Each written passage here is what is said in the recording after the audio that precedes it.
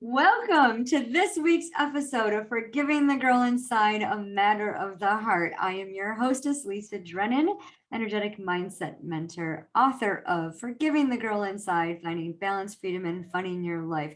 Today, I have the beautiful Anna with me. And if I said your name incorrectly, I apologize. Y'all know, my audience knows, I do not say words properly. I always need my Aaron to my Moses because I stutter. But that's okay because it's who I am. I like to show up authentically. We are all real people here. There's no editing when it comes to how we do life, right? So Anna is an intuitive guide and life coach for stepmoms and women who take care of others. She's the creator of the Mindful Stepmom series of guided audio meditations available on iTunes. So be sure to subscribe to that. She has written regularly for Stepmom magazine. I didn't even know there was a magazine for stepmoms. That's really cool. And she has a passion for helping stepmoms overcome resentment, build resilience, and live in peace despite the chaos that they may be going on around them. She believes that we can be the change we want to see in the world, and that change starts from within because it's all a matter of the heart. Thank you so much for joining us today, Anna. I'm sorry if I mispronounced your name. I was on a TV show that they said my name incorrectly, like totally didn't say my name at all. It was Leslie instead of Lisa. And I was like, I didn't want to embarrass the hostess, right? So I was like, what do I do? So she kept asking me questions and I'm like, okay, I got to fit this in somehow. So I finally said my name and I was just like, when I answered the question, I said, that's a great question. Yeah, well, my friend told me, hey, Lisa, when you did this, why? And the look on her face was like, and then afterwards we talked about it. I'm like, okay, so I've never said the wrong name, so I'm good. I might pronounce the name wrong, but enough about me. How are you? It's all good. It's all good. I'm happy to be here, Lisa, and it's fine. I've had people who call me Anna for years now, and I kind of like the way it sounds, so it's okay. Yeah, I think it's that double N, but yeah, we all have our Very own thing. British sounding Anna. Yeah, it is. Yes. Tell us how you say your last name. De ACOSTA. That's beautiful. It's like what's ACOSTA mean? ACOSTA is my husband's last name. So it's Okay. like, So yeah, Anna. my husband's from Peru. So in Peru, they added de, like of, it is of ACOSTA. Yeah. Oh, neat. Mhm. Very, very cool. So tell us about your healing journey. Like, what was life like before you realized you needed this transformation? Well, I grew up in family patterns of intergenerational trauma, alcoholism.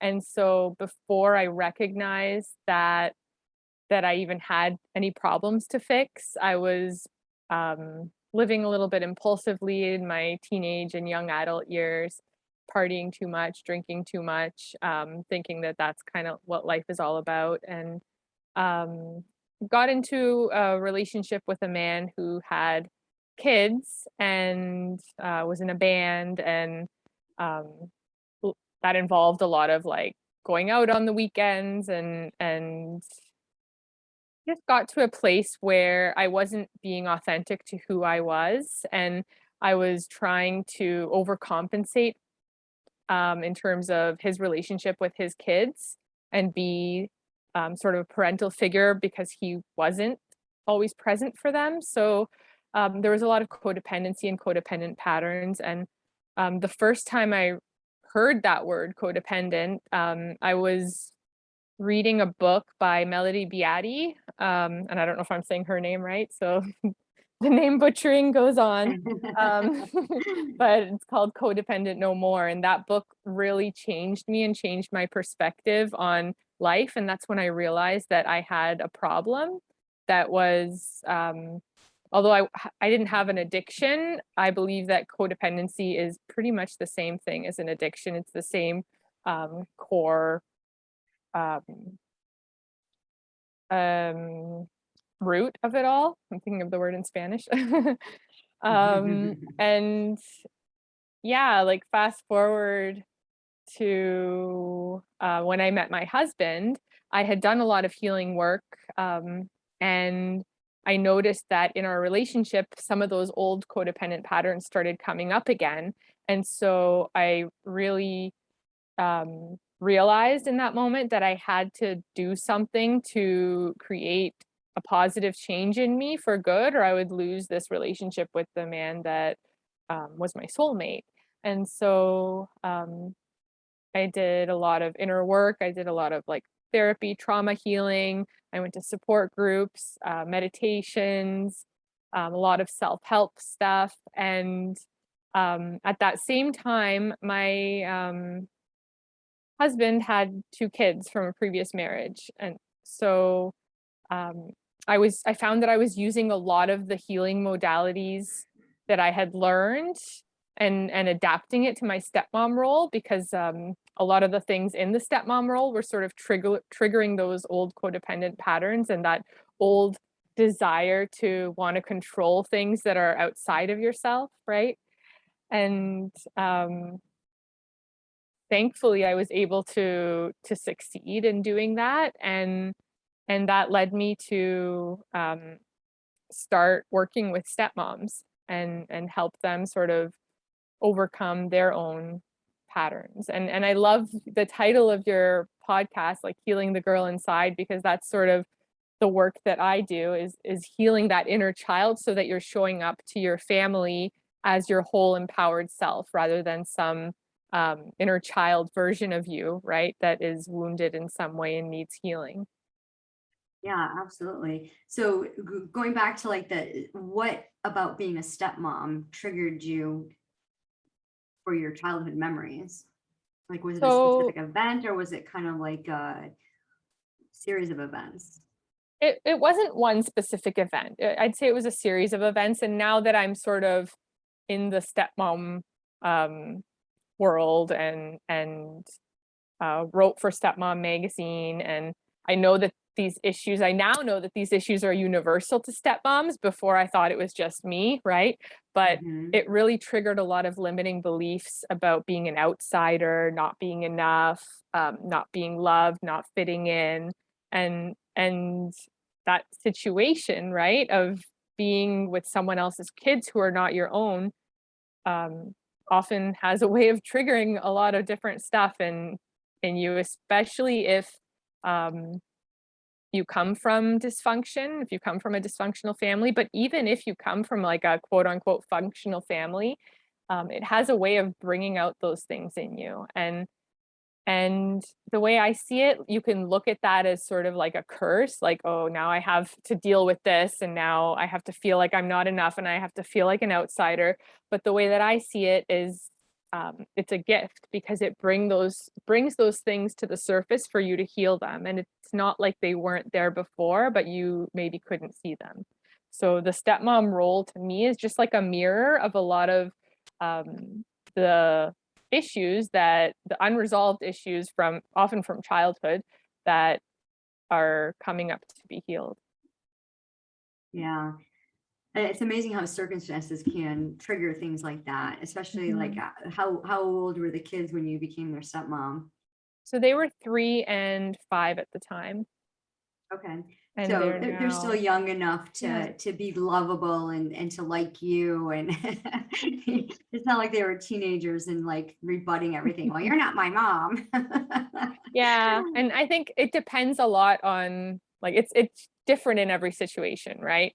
It depends Mhm. on the kid's mom, what she's like, what she teaches them, and unfortunately in our situation, like, um, it wasn't a smooth transition. They didn't like me at the beginning. They were taught not to like me, right? And so, it was really hard, and now I know that that is also a common experience that many stepmoms deal with, right? Yeah. Um Yeah. Like don't love my child. And do they call you mom? They do now, yeah. They live with us full time, and Mhm. we were in Peru for 6 years, and we've since moved back to Canada, and we're here for just over 2 years. So we have them full time, full custody, and it's um, been a gradual shift for them to come stay with us full time. Like, we started out with them just coming over like during the day and then coming over to sleep over on the weekends, and then they would sleep over at our house for the week and go with their mom for the weekend. And it was just like a really gradual shift for them to come be with us full time. So it was nice in that I got to feel into it, but like the role is ever shifting, right? And so as things change over time and now they're going into their teenage years, like different things are sort of triggered, right? And I don't think it's Mm-hmm. unique to stepmoms. It's like you're triggered by your own kids too. So I have 2 stepkids and my husband and I have 3 kids of our own. And you know, I was a stepmom before I became a mom. And so I'm learning more and more now that they're not even issues that are unique to stepmoms, but common to the experience of motherhood. Right. Yeah, and just like, we're society is so big on titles, like, we have to have relationships and like, yeah, I grew up with step parents and I called my stepdad dad, but I never called my stepmom mom because she wasn't my mom. My mom's my mom, but the dad was, my dad was, he got mad. So when I got married, I asked both my dads to walk me down the aisle, and my natural father, my biological father, got really upset about it.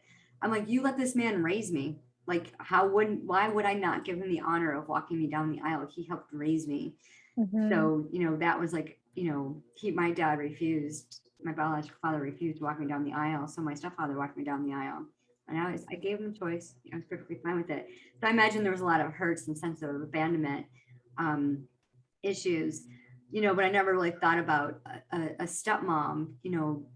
I grew up in the 70s and step family, you were like kind of almost outcast. Like there was Hmm. no blending of the families, there was no communication. My parents, my step parent, my mom and dad, and my dad and stepmother, I see how I say that. They became friends when I was an adult, and it really made me mad because where were you when I was growing up? Why weren't you friends? Hmm. And why couldn't I trust you to go to you and like, co-parenting type of thing.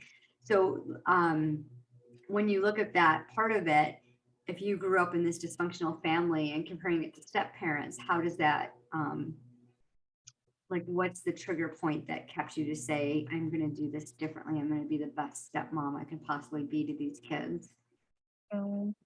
So a lot of things, a lot of thoughts come up as you say that. First of all, I always had this notion that I would adopt kids one day. I don't know why, I can't explain it, but I just always felt in my heart that I would adopt kids one day. So it sort of came true, but just in a different way. So I wasn't like closed off to the idea of raising someone else's kids, right? Um, but with my own family, I see a lot of patterns in my stepchildren that remind me of me when I was growing up because of their family of origin too, and on the mom's side. And so I've really embraced that my challenges can be used as a way to help them, right? Mm-hmm. But it starts with helping yourself, right? So because I've done the work that I've done and because I understand and can empathize with where they're at, um, I can help them work through certain issues, right? And and when they're better, then the whole family's better and my kids are better. And so it's not about looking at people like they're separate, but we're all part of one big family. Um, and even extending that outwards to the world, right? We're all a part of one big community and we're all part of one world. And so that's the core of what I believe in. I think that change happens from the inside and sort of radiates outwards. And so it's just another layer of that. Um, yeah. I hope I answered your question. I don't know. Yeah, you did. Yeah, absolutely. There's so many different intricacies. We could talk for hours about this because one, it's a very there's so many families that are involved in this dynamic. I know I can think of like at least a dozen off the top of my head, but and the struggle is real because I imagine sometimes, and I felt this way growing up, is that like oh, those are the step parents. That's not really your child, so you can't Mm, discipline them. It's one thing if the other parent isn't in the picture, but if the other parent is involved, I know there's a lot of controversy, like what are the restrictions? What are they allowed to do? When can, especially Mhm. for girls, when can they wear makeup? What's their appropriate dress? And I've seen a lot of families get into huge arguments because the parents disagreed. You know, they Mhm. didn't come to the table. So if you could give advice to a stepmom, a brand new stepmom, what would one piece of advice would you give them? To really focus on controlling how you show up instead of trying to control what's on the outside, instead of trying to control the kid's behavior and trying to control, what the mom does, what the kid's mom does, how she parents, how your husband parents. Like that's a recipe for disaster.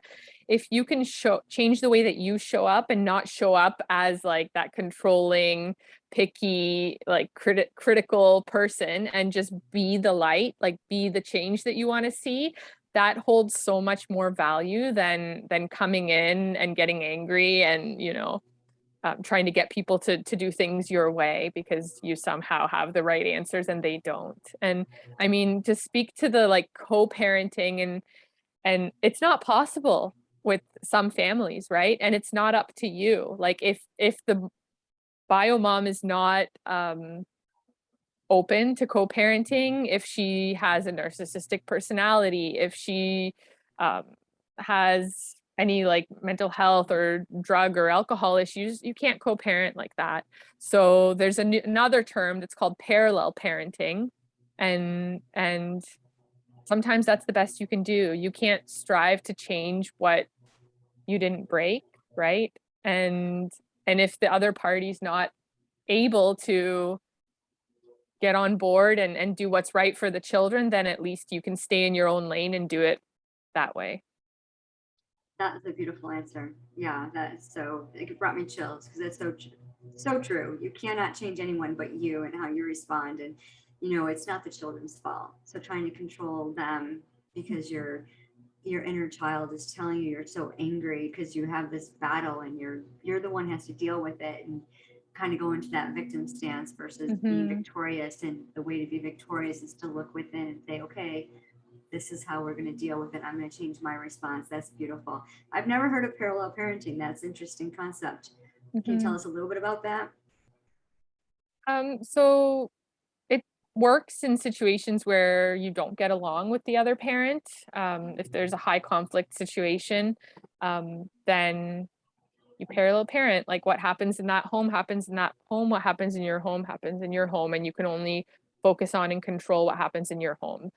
Obviously, it doesn't work if there's like abuse or neglect in the other home, but if it's like little things that you're nitpicking about, like their room is not clean over there, well, you can't control that. So let that go. Let their room be as it is over there, and um, focus on what happens in your own home. And it's important to do it the right way because um, the kids can really feel like they're torn between two worlds, especially if like at one house it's very strict and rules based, and at the other house it's like loosey goosey, anything goes. So um, you have to be aware of that and sort of be a little bit more lenient and learn to let go. And that's like it's hard, right? It's like the advice that every stepmom gets, "Oh, just let it go, let it go." But sometimes that's so hard to do, right? And it Yeah. takes a lot of personal strength and emotional resilience to be able to let things go sometimes.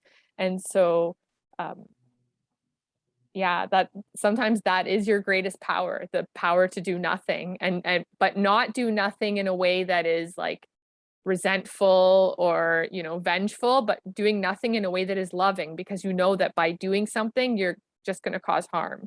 So Mhm. learning to really detach from the things that you cannot control that happen in the other home, and that's sort of what parallel parenting is about. But I Awesome. Well, probably thank don't you. do the explanation justice. You'd have to look it up in Stepmom magazine or something like that, but No, you did. You did a great job. Thank you so much for sharing that. I really have a different viewpoint of stepmoms now because it's just like, you know, I have my own personal experience when I was growing up and Mhm. my my mom and my stepdad and my father passed away, and my stepmom is still alive, and I don't have a relationship with her at all. I didn't grow up with her. I barely saw her. So it's Mhm. different dynamics when you don't see the person. But Yeah. how so you coach stepmoms into helping them find their inner child, their inner self, and connect lovingly with the step parents. How can we reach you? How can our audience reach you? Yeah, so I do a lot of work like around triggers and teaching women how to actually let go. And I'm around on Instagram a lot, Anna de Acosta, and my website, annadeacosta.com. I do have some free meditations and a free resource vault. If anyone's interested, they can sign up for my mailing list on my website.